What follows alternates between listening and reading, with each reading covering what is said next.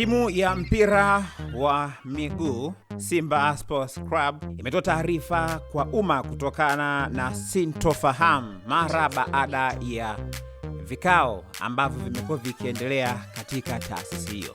Kupitia kwenye taarifa ambayo imetolewa kupitia kwenye ukurasa wa Instagram wa klabu hiyo, inasema kwamba taarifa kwa umma. Tunapenda kwa taarifu wanachama wote wa Simba kuwa hicho kilichofanyika Bunju siku ya leo sio kikao rasmi cha mkutano maalumu wa Simba.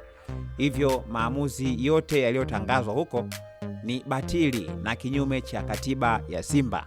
Kwa mujibu wa katiba ya Simba ya mwaka 2018 ambayo ilifanywa marekebisho mwaka 2026, ibara ya 23, mkutano mkuu maalumu utaandaliwa na mwenyekiti wa klabu kwa kushirikiana na bodi ya wakurugenzi. Hivyo kesho tarehe 3 ya mwezi wa 8 mwaka 2026 kutakuwa na kikao cha bodi ya mkutano mkuu maalumu wa wanachama. Mtajulishwa siku maalumu ya mkutano huo.